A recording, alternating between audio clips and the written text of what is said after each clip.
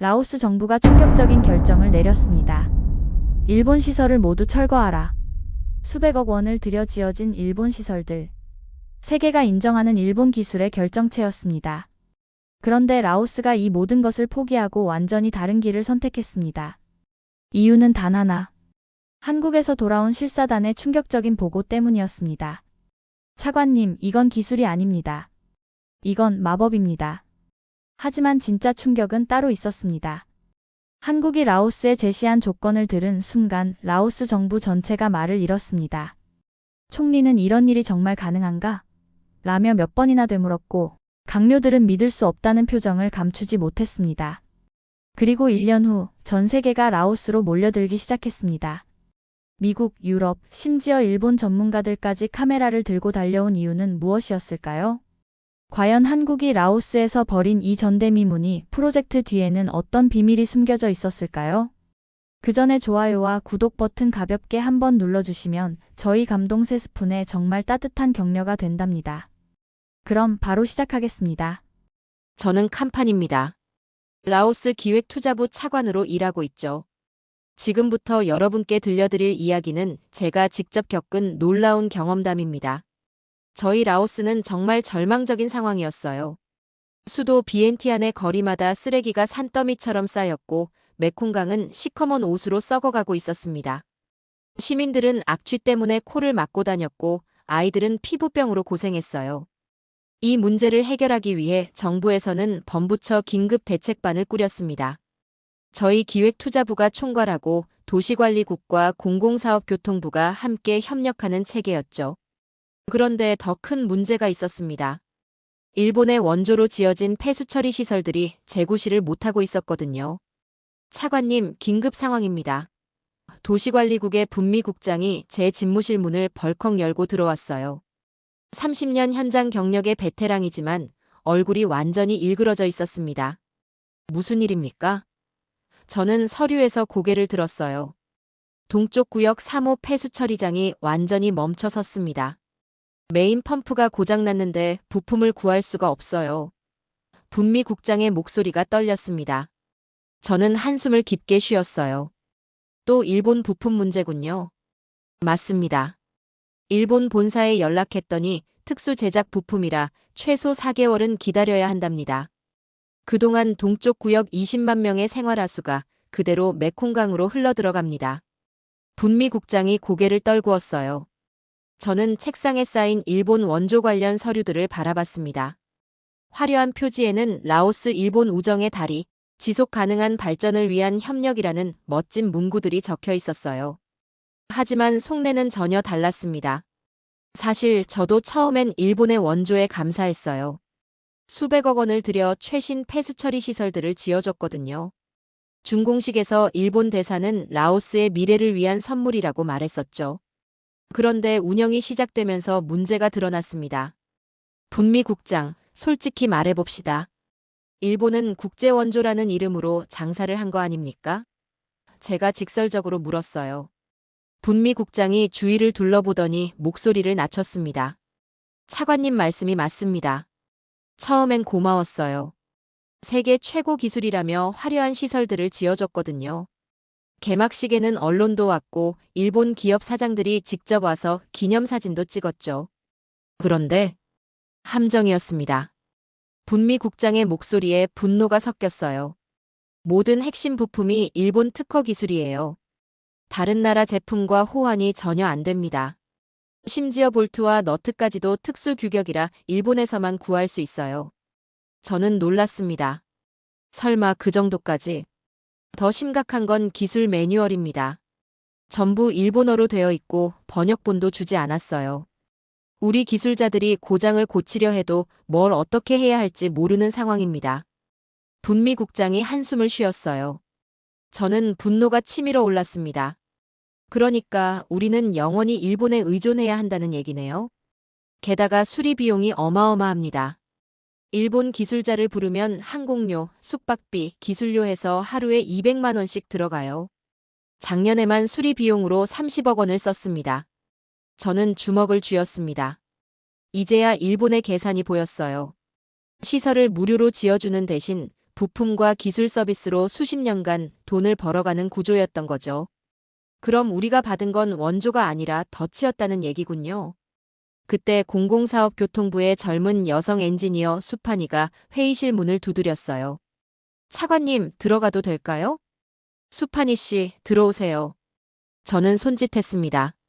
수판이는 이번 환경대책반의 핵심 멤버였거든요. 수판이가 조심스럽게 말했어요. 차관님, 새로운 길을 찾아야 할 때라고 생각합니다. 우리 스스로 일어설 수 있는 길을요. 저는 수판이의 반짝이는 눈빛을 보며 직감했습니다. 이 젊은 엔지니어에게 뭔가 특별한 아이디어가 있다는 걸 말이죠. 수판이, 혹시 좋은 생각이 있나요? 제가 물었어요. 네, 차관님. 밤마다 세계 각국의 환경 정책을 연구하고 있는데 정말 흥미로운 나라를 발견했습니다. 어느 나라 말입니까? 수판이가 잠시 망설이더니 말했습니다. 바로 대한민국입니다. 한국? 저는 의외라는 표정을 지었어요. 한국이 뭐가 특별한가요? 수판이의 말에 저는 정말 놀랐습니다. 한국이라니요? 물론 저도 한국에 대해서는 어느 정도 알고 있었어요. 삼성, 현대, LG 같은 대기업들이 세계적으로 유명하고 K-팝이나 한국 드라마도 라오스에서 인기가 많거든요. 하지만 환경 분야에서까지 그렇게 앞선다는 건 처음 들었습니다. 수판이 씨, 한국이 환경 분야에서 뭐가 특별합니까? 제가 궁금해하며 물었어요. 수판이가 노트북을 열더니 화면을 저에게 보여줬습니다. 차관님, 이 사진을 보세요. 화면에 나타난 건 정말 충격적인 모습이었어요. 시커먼 강물이 흐르고 있었고 강변에는 쓰레기가 산더미처럼 쌓여 있었습니다. 공장 굴뚝에서 나오는 검은 연기가 하늘을 뒤덮고 있었고 강물은 완전히 죽어 있었어요. 이건 지금 우리 메콩강보다 더 심각해 보이는군요. 분미 국장이 깜짝 놀라며 말했습니다. 맞습니다. 이게 1970년대 한국의 한강입니다, 차관님. 수판이가 조용히 말했어요. 저도 정말 놀랐습니다. 우리 메콩강도 심각하지만 이 사진 속 한강은 정말 절망적이었거든요. 물고기는 물론이고 어떤 생명체도 살 수 없을 것 같았어요. 이게 정말 한강입니까? 지금 한국 서울을 흐르는 그 한강 말이에요? 네, 차관님. 그런데 이 다음 사진을 보세요. 수판이가 마우스를 클릭했어요. 그 순간 저는 눈을 의심했습니다. 똑같은 한강이었는데 완전히 다른 모습이었거든요. 맑고 푸른 물이 흐르고 있었고 강변에는 아름다운 공원이 조성되어 있었어요. 시민들이 산책하고 있고 아이들이 뛰어놀고 있었습니다. 이게 정말 같은 강입니까? 저는 믿을 수가 없었어요. 네, 차관님. 불과 30년 만에 완전히 달라진 모습입니다. 수판이의 목소리에 흥분이 묻어났어요. 그런데 분미 국장이 회의적인 표정을 지었습니다. 수판이 씨, 이런 극적인 변화가 정말 가능한 건가요? 좀 과장된 것 같은데요. 아닙니다, 국장님. 한국은 체계적이고 과학적인 접근을 했어요. 하수종말 처리장을 대거 건설했고 산업 폐수를 엄격하게 관리했습니다. 분미 국장이 고개를 저었습니다. 하지만 우리 상황과는 완전히 다르잖아요. 한국은 이미 산업화된 나라였고 우리는 그렇지 못해요. 같은 방법이 통할 리 없어요. 저는 분미 국장의 말에도 일리가 있다고 생각했어요. 분미 국장 말이 맞습니다. 한국과 우리는 경제 수준이 다르니까요. 게다가 차관님, 분미 국장이 현실적으로 말했습니다. 일본 시설의 문제점을 그렇게 욕했지만 그래도 세계적으로 검증된 기술이에요. 한국 기술은 아직 검증이 부족하지 않을까요? 수판이가 당황하며 반박했어요.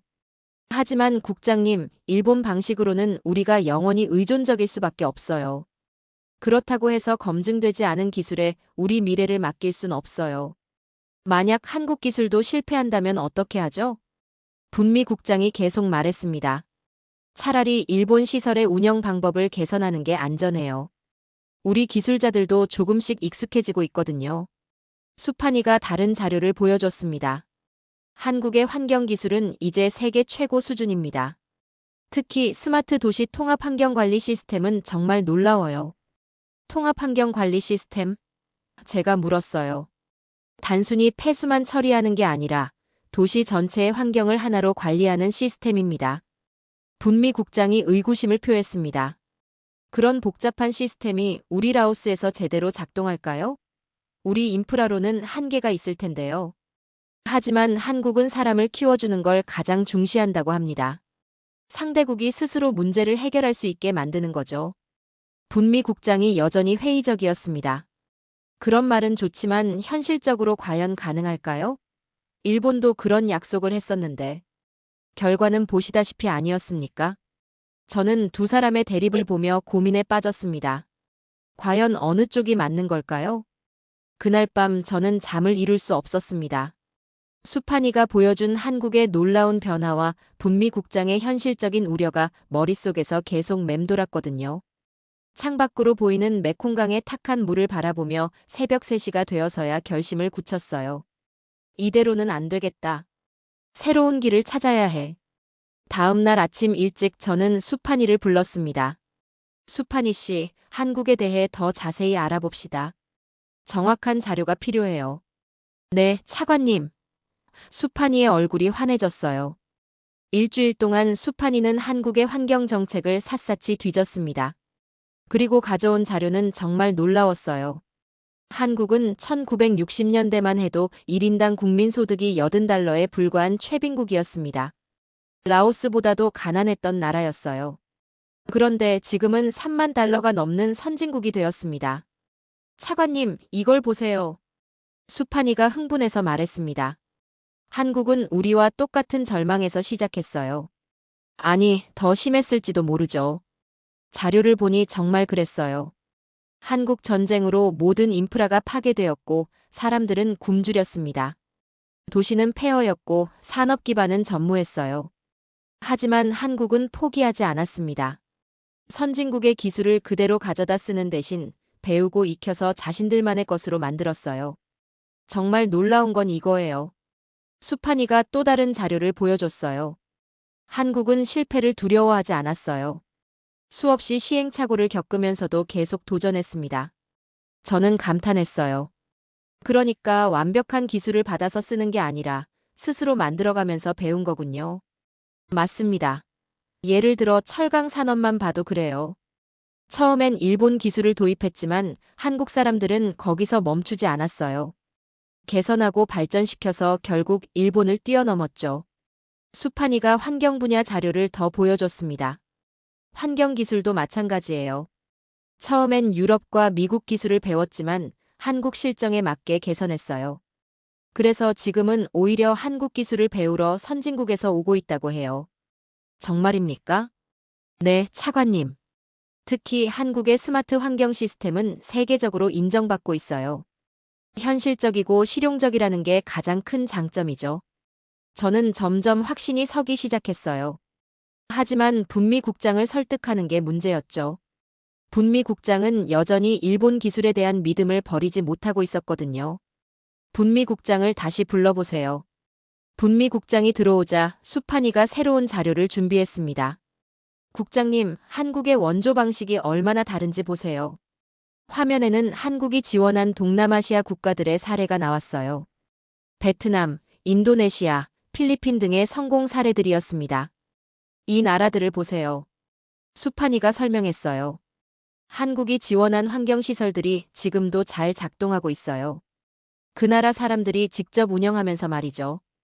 분미 국장이 관심을 보이기 시작했습니다. 정말입니까? 일본 기술처럼 고장나지 않나요? 오히려 더 안정적이에요. 왜냐하면 현지 상황에 맞게 설계했거든요. 그리고 무엇보다 현지 기술자들이 완전히 이해하고 운영할 수 있게 만들었어요. 저는 깜짝 놀랐습니다. 그럼 기술 의존성 문제가 없다는 말인가요?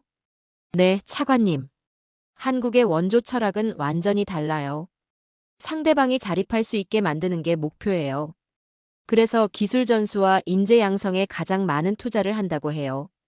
분미 국장의 표정이 달라지기 시작했어요. 그럼 우리 기술자들도 그 시스템을 완전히 익힐 수 있다는 얘기입니까? 물론입니다. 한국은 기술 전수를 가장 중요하게 생각해요. 상대방이 완전히 자립할 때까지 끝까지 도와줍니다. 수판이가 더 구체적인 사례를 보여줬습니다. 베트남의 경우를 보세요. 처음엔 한국 전문가들이 와서 도왔지만 3년 후에는 베트남 기술자들이 완전히 독립해서 운영하고 있어요. 심지어 주변국의 기술 자문까지 해주고 있다고 해요. 분미 국장이 고개를 끄덕였습니다.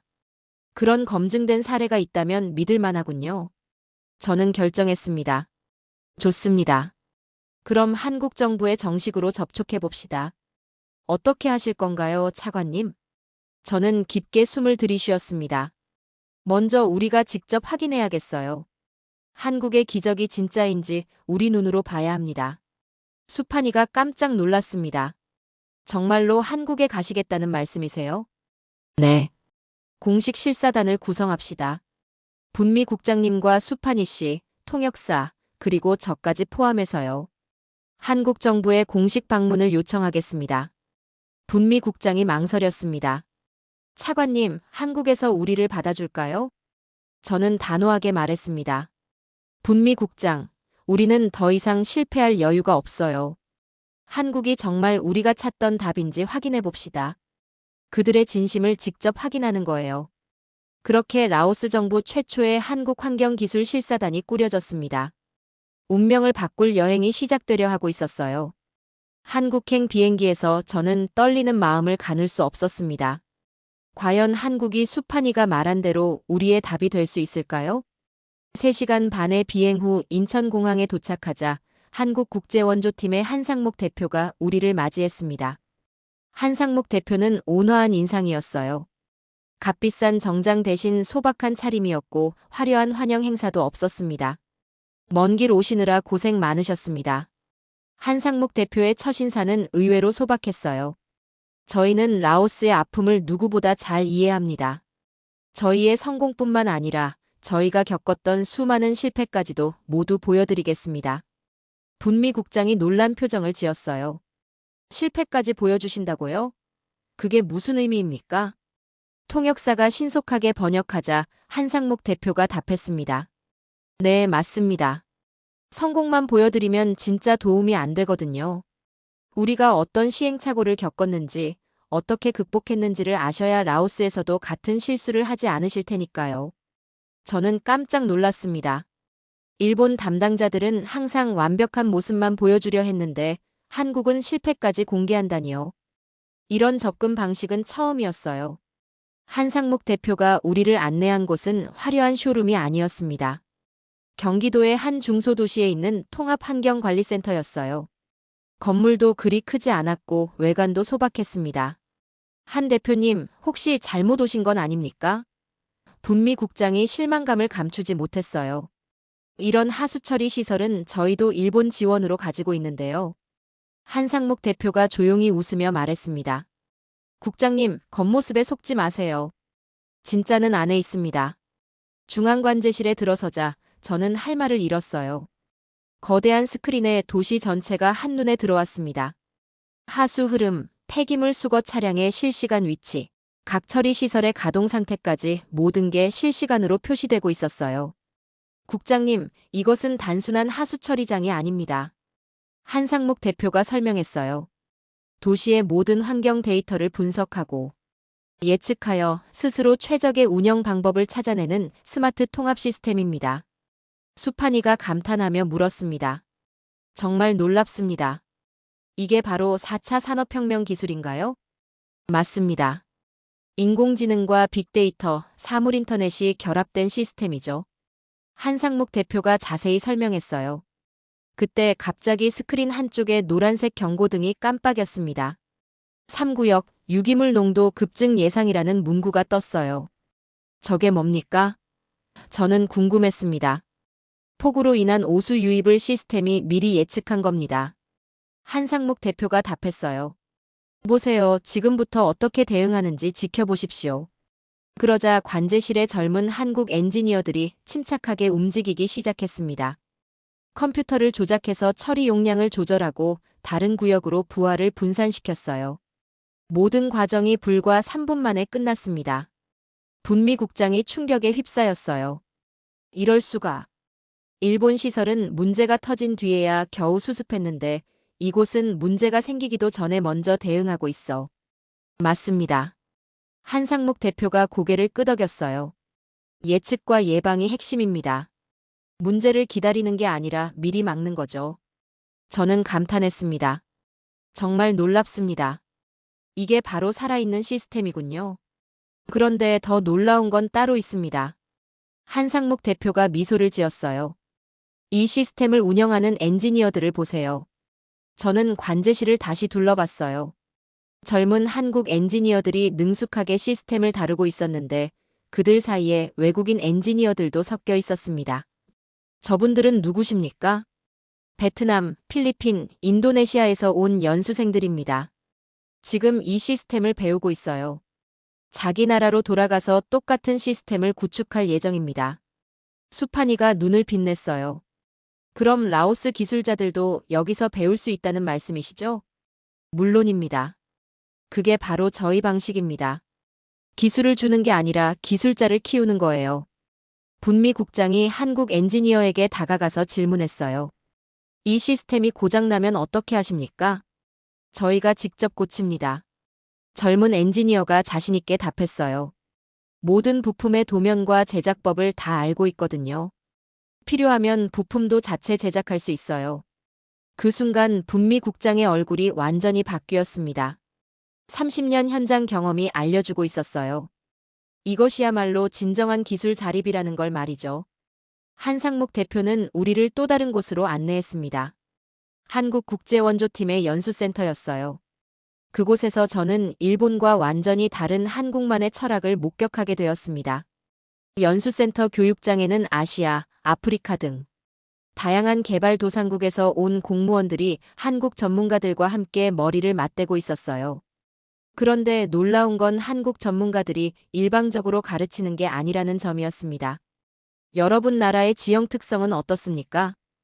한국 교수가 베트남 공무원에게 물었어요. 저희는 메콩강 델타 지역이라 습지가 많습니다. 베트남 공무원이 답했죠. 그럼 우리가 준비한 표준 모델로는 안 되겠네요. 습지 특성에 맞는 새로운 방식을 함께 찾아봅시다. 저는 깜짝 놀랐습니다. 일본은 완성된 매뉴얼을 주고 그대로 따르라고 했는데 한국은 각 나라 상황에 맞춰 새로 만들고 있었어요. 분미 국장이 입을 다물지 못했습니다. 일본은 우리에게 완성된 매뉴얼을 주었지만 이들은 우리에게 스스로 매뉴얼을 쓰는 법을 가르치고 있어. 그때 한 한국인 연구원이 분미 국장에게 다가와 정중히 고개를 숙였어요. 국장님, 저희가 분석한 BNT 안의 데이터입니다. 하지만 이 숫자들보다 30년간 현장을 지켜오신 국장님의 경험이 훨씬 더 소중합니다. 저희가 많이 배우겠습니다. 그 순간 분미 국장의 마음속에서 무언가 무너져 내렸습니다. 일본에서는 그저 원조를 받는 수혜자였던 분미 국장이 한국에서는 존경받는 전문가이자 파트너가 된 거예요. 차관님, 분미 국장이 제게 조용히 다가왔습니다. 제가 틀렸던 것 같습니다. 우리가 가야 할 길은 이곳에 있었습니다. 한상목 대표가 우리를 별실로 안내했어요. 차관님, 솔직히 말씀드리겠습니다. 한국도 처음엔 많은 실패를 했어요. 어떤 실패 말입니까? 1970년대 우리도 선진국 기술을 그대로 가져다 썼습니다. 하지만 한국 현실과 맞지 않아서 대부분 실패했어요. 그래서 깨달은 게 있습니다. 한상목 대표가 진지하게 말했습니다. 기술은 그 나라 사람들이 이해하고 활용할 수 있어야 진짜 기술이라는 걸 말이죠. 그래서 우리는 라오스의 한국 기술을 그대로 이식하는 게 아니라 라오스 실정에 맞는 새로운 기술을 함께 만들고 싶습니다. 수판이가 눈을 빛냈어요. 그럼 라오스만의 독특한 환경 시스템을 만들 수 있다는 말씀이시죠? 그렇습니다. 라오스의 기후, 지형, 경제 수준을 모두 고려한 맞춤형 시스템을 설계할 거예요. 그리고 가장 중요한 건 뭡니까? 라오스 기술자들이 완전히 이해하고 스스로 개선할 수 있는 시스템으로 만드는 겁니다. 10년 후에는 라오스가 주변국의 기술을 전수할 수 있을 정도로 말이죠. 저는 전율을 느꼈습니다. 이것이야말로 진정한 기술 원조였어요. 물고기를 주는 게 아니라 물고기 잡는 법을 가르치는 것. 아니 더 나아가 각자의 바다에서 가장 좋은 낚시법을 함께 개발하는 것이었습니다. 한 대표님, 정말 그런 게 가능합니까? 저는 조심스럽게 물었어요. 물론입니다. 실제로 베트남이 그랬거든요. 지금 베트남은 우리가 함께 개발한 기술로 캄보디아와 미얀마의 기술 자문을 해주고 있어요. 분미 국장이 감탄했습니다. 정말 놀랍군요. 그럼 우리 라오스도 언젠가는 네, 메콩강 유역의 환경기술 허브가 될 수 있을 겁니다. 한상묵 대표가 확신에 찬 목소리로 말했어요. 한국에서의 마지막 밤, 저는 호텔방에서 창밖을 바라보며 생각에 잠겼습니다. 한강이 야경에 반짝이고 있었어요. 불과 50년 전만 해도 죽음의 강이었던 그 강이 이제는 시민들의 휴식처가 되어 있었습니다. 우리도 할 수 있다. 저는 혼잣말을 했어요. 메콩강도 다시 살릴 수 있어. 다음 날 아침 귀국길에 오르며 저는 마음을 굳게 먹었습니다. 라오스로 돌아가면 즉시 정부 최고 위급 회의를 소집해서 한국과의 협력을 공식 제안하겠다고 말이죠. 라오스로 돌아온 저는 즉시 총리께 긴급 보고를 요청했습니다. 총리는 제 보고를 듣고 바로 국가 최고 지도자 회의를 소집했어요. 회의실에는 총리를 비롯해 각 부처 장관들이 모였습니다. 저는 한국에서 본 것들을 생생하게 보고했어요. 존경하는 지도자 여러분, 우리는 길을 찾았습니다. 저의 목소리는 확신에 차 있었어요. 일본의 방식은 우리에게 물고기를 주었지만 한국의 방식은 우리에게 바다를 만드는 법을 가르쳐 줄 것입니다. 총리가 관심을 보였습니다. 구체적으로 어떤 차이가 있습니까? 한국은 기술뿐만 아니라 실패의 경험과 자립의 의지까지 나누어 줄 준비가 되어 있었습니다. 그들은 우리를 수혜자가 아닌 진정한 파트너로 대했어요. 저는 한국에서 찍은 사진들을 보여주며 계속 설명했습니다. 한국의 스마트 환경 시스템은 단순히 폐수를 처리하는 게 아닙니다. 도시 전체를 살아있는 유기체처럼 관리하는 거예요. 문제가 생기기 전에 미리 예측하고 대응합니다. 재정부 장관이 현실적인 질문을 던졌습니다. 그런데 한국이 우리에게 무엇을 요구합니까? 대가로 뭘 원한다고 했나요? 저는 놀란 표정을 지었어요. 그게 가장 놀라운 점이었습니다. 한국은 아무것도 요구하지 않았어요. 그냥 도와주겠다고 했습니다. 회의실이 갑자기 조용해졌어요. 모든 참석자들이 믿을 수 없다는 표정을 지었습니다. 외교부 장관이 의구심을 표했습니다. 설마 그럴 리가요. 세상에 공짜는 없는데요. 저도 그렇게 생각했습니다. 저는 솔직하게 말했어요. 그래서 한상묵 대표에게 직접 물어봤어요. 한국이 우리에게 바라는 게 뭐냐고요. 뭐라고 답했습니까? 한상묵 대표가 이렇게 말했어요. 한국도 과거에 가난했을 때 도움을 받았다고 이제는 다른 나라를 도울 차례라고 했습니다. 그게 한국의 철학이라고 하더군요. 분미 국장이 보조 설명을 했습니다. 저도 30년간 이 분야에서 일했지만 이런 경우는 처음이었습니다. 일본은 항상 뭔가를 요구했거든요. 기업 진출이든 정치적 영향력이든 말이죠. 수판이가 열정적으로 말했습니다. 한국 전문가들은 우리가 완전히 자립할 때까지 끝까지 가르쳐준다고 약속했어요. 라오스 그린 리더 양성 프로그램도 무료로 제공한다고 했습니다. 교육부 장관이 놀라며 물었습니다. 정말 무료로요? 연수비, 체재비까지 다 한국에서 부담한다는 얘기입니까? 네, 맞습니다. 저는 고개를 끄덕였어요. 우리 기술자들의 한국 연수 비용을 모두 한국에서 지원하겠다고 했어요. 재정부 장관이 여전히 의심스러워했습니다. 그런 일이 가능할까요? 수백억 원이 들어갈 텐데요. 한국은 이미 베트남, 필리핀, 인도네시아에서 그렇게 해왔어요. 저는 확신에 찬 목소리로 말했습니다. 그리고 그 나라들은 모두 성공했습니다. 지금은 오히려 주변국을 도와주고 있어요. 총리가 신중하게 말했습니다. 정말 놀라운 일이군요. 하지만 혹시 나중에 요구사항이 생기는 건 아닐까요? 그것도 물어봤습니다.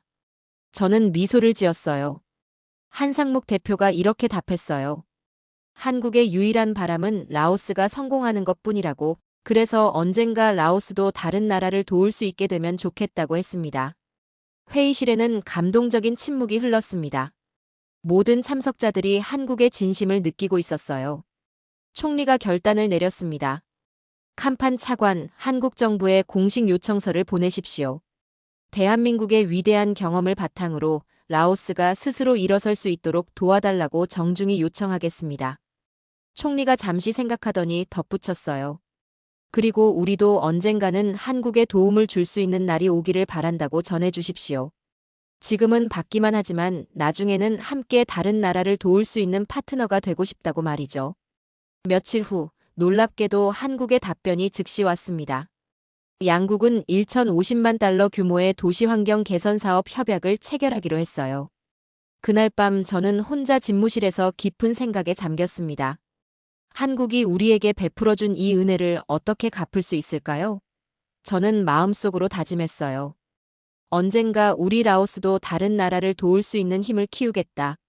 한국이 우리에게 해준 것처럼 우리도 어려운 나라를 도와주겠다.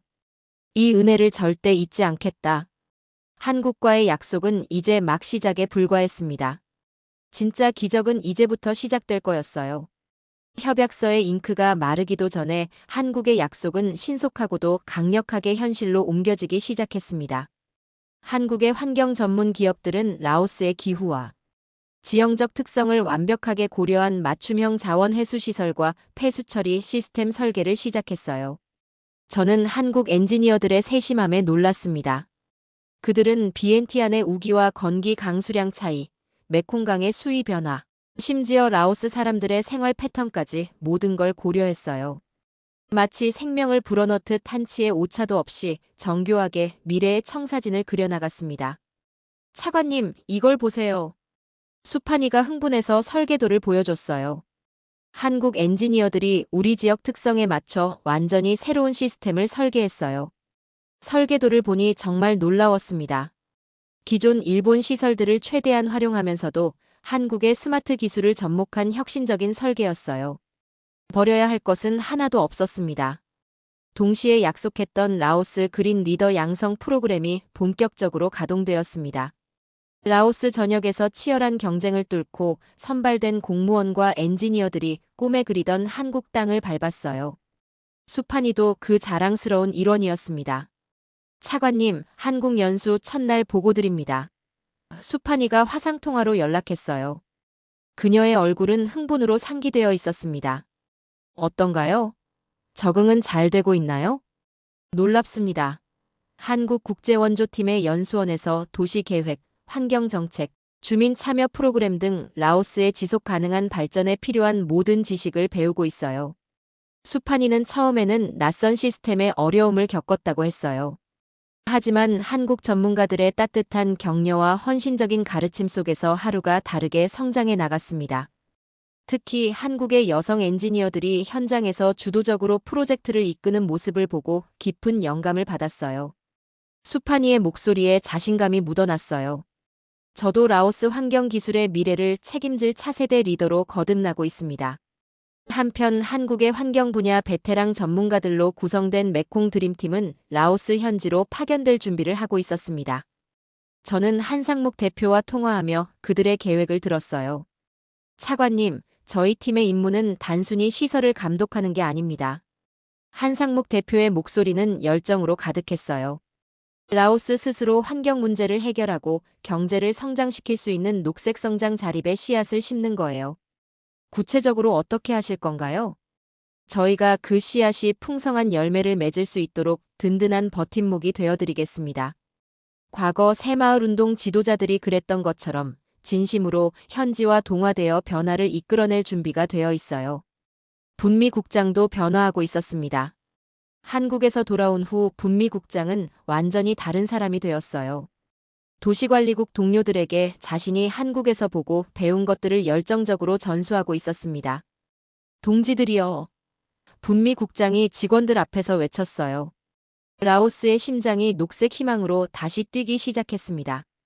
처음에는 반신반의하던 동료들도 분미 국장의 빛나는 눈빛과 한국 시스템의 우수성에 대한 생생한 증언에 점차 마음을 열고 함께 배우기 시작했습니다. 저 위대한 한국의 철학과 우리의 열정이 만난다면 우리는 반드시 해낼 수 있습니다. 분미 국장의 외침에 동료들의 눈빛이 뜨겁게 타올랐어요. 메콩강의 새로운 역사는 바로 우리 손으로 쓰는 것입니다.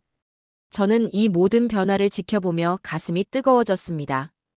한국이 우리에게 선물한 것은 단순한 돈과 기술이 아니었어요. 그것은 바로 우리 스스로 미래를 바꿀 수 있다는 자신감과 침체되었던 이 땅에 새로운 활력을 불어넣을 희망이었습니다. 곧 한국의 시스템이 라오스 도시 곳곳에 뿌리내려 새로운 희망을 싹 틔울 그날이 다가오고 있었어요. 1년 후, 저는 시범 운영이 시작된 비엔티안을 바라보며 놀라움을 감출 수 없었습니다. 한국의 시스템이 도입되기 시작한 도시의 아침이었어요. 과거와 현재, 그 극명한 대비는 정말 기적 같았습니다. 과거 비가 쏟아지는 비엔티안의 밤을 떠올려 봅시다. 라오스의 젊은 엔지니어들은 허리까지 차오른 흙탕물 속에서 역류한 하수관을 뚫기 위해 사투를 벌이고 있었어요. 악취가 코를 찔렀고 아이들은 피부병으로 고통받았습니다. 시장 상인들은 흙탕물에 잠긴 상품들을 보며 망연자실했죠. 그것이 라오스의 지긋지긋한 일상이었습니다. 또 막혔네. 젊은 엔지니어가 비명을 질렀어요. 이번엔 어디서 역류한 거야?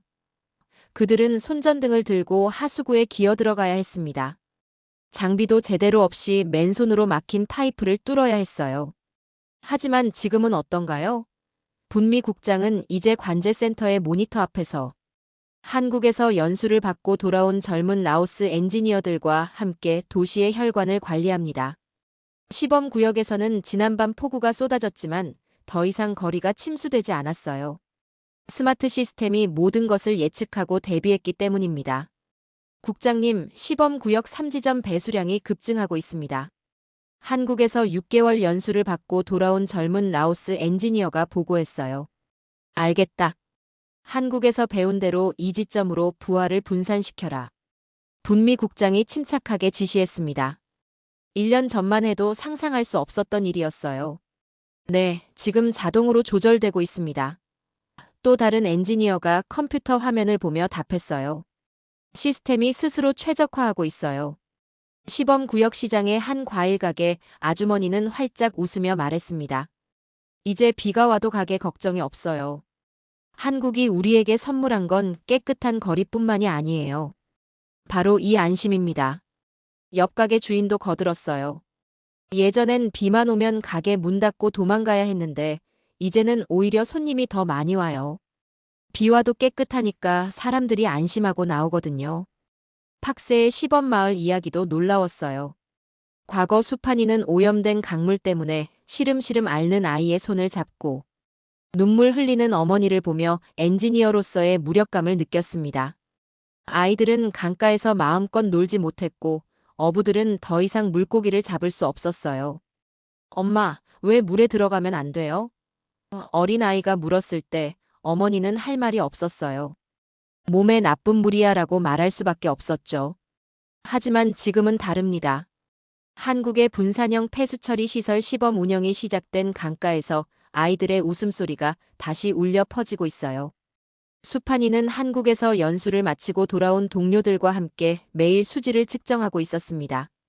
시범 구역 수질 지수가 계속 좋아지고 있어요. 수판이가 기뻐하며 보고했어요. 한 달 전보다 또 15% 개선됐습니다. 이 속도라면 6개월 후엔 수영도 할 수 있을 것 같아요. 한 늙은 어부는 맑아지기 시작한 강물을 바라보며 감회에 젖었습니다. 내 평생 이 강이 다시 살아나는 걸 볼 줄이야. 한국 사람들은 우리에게 강물만 돌려준 게 아니오. 우리의 삶, 우리 아이들의 미래를 돌려주었소. 어부의 손자가 뛰어와서 말했어요. 할아버지, 오늘 물고기 진짜 많이 잡혔어요. 옛날 할아버지가 말씀하신 그 큰 물고기도 봤어요. 저는 집무실 창밖으로 펼쳐진 도시를 바라보며 조용히 중얼거렸습니다. 시범 구역에서는 이미 변화가 시작되고 있었고 곧 전체 도시로 확산될 예정이었어요. 이제 곧 저 도시를 우리 젊은이들이 직접 계획하고 관리하겠지. 저는 혼잣말했습니다. 한국이 우리에게 선물한 것은 단순한 돈과 기술이 아니었다. 그것은 바로 우리 스스로 미래를 바꿀 수 있다는 자신감과 침체되었던 이 땅에 새로운 활력을 불어넣을 희망이었다. 제 입가에는 오랜 수건을 이룬 자의 깊은 만족감이 잔잔히 번졌습니다. 창 밖으로 보이는 메콩강의 물빛도 예전보다 맑아 보였어요. 이것은 더 이상 먼 미래의 꿈이 아닙니다. 오늘도 한국의 전문가들은 라오스 현지에서 라오스 공무원들과 함께 땀 흘리며 새로운 녹색 정책을 만들고 있어요. 한국에서는 또 다른 라오스 연수생들이 자국의 미래를 바꾸기 위해 뜨거운 열정으로 공부하고 있습니다. 시범 운영에서 성공을 거둔 비엔티안을 넘어 방비행으로, 탁세를 넘어 탁핵으로 한국의 시스템은 라오스 전역으로 퍼져나갈 예정입니다. 이것은 일회성 원조가 아닌 진정한 동반자로서 함께 걷는 위대한 여정이에요. 그 감동의 이야기는 국경을 넘어 전 세계로 퍼져나가 대한민국의 국격을 드높이며 새로운 신화를 창조하고 있습니다. 라오스와 한국 두 나라가 함께 만들어가는 기적의 이야기가 바로 지금도 계속되고 있어요. 이것이 바로 대한민국입니다. 조용히, 그러나 확실하게 세상을 변화시키는 나라. 한때 우리도 도움이 필요했던 시절이 있었습니다. 그리고 지금은 우리가 다른 나라의 희망이 되어주고 있습니다. 라오스의 메콩강이 다시 맑아지는 모습을 보며 문득 한강을 떠올렸습니다. 우리 또한 절망에서 희망으로, 가난에서 풍요로, 어둠에서 빛으로 걸어온 길이었습니다. 그 경험이 있었기에 라오스의 아픔을 누구보다 깊이 이해할 수 있었던 것 아닐까요? 기술을 전수하는 것이 아니라 꿈을 심어주는 것, 시설을 지어주는 것이 아니라 미래를 함께 그려나가는 것. 이것이 우리가 배워온 진정한 나눔의 의미였습니다. 오늘도 어딘가에서 한국의 손길을 기다리는 나라들이 있을 것입니다. 그리고 우리는 묵묵히, 그러나 따뜻하게 그들과 함께 걸어갈 것입니다.